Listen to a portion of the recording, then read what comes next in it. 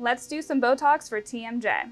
So TMJ is when you have a lot of muscle tension and pain with the masseter muscle. The masseter muscle is responsible for chewing and clenching. A lot of patients might complain of discomfort, teeth grinding, clenching, or just overall pain.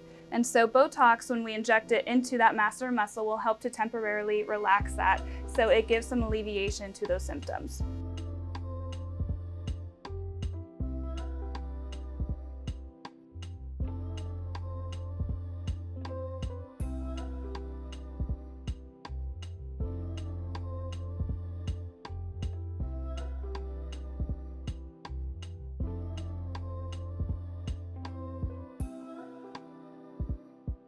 So that's it. Most patients need just about 20 units on each side.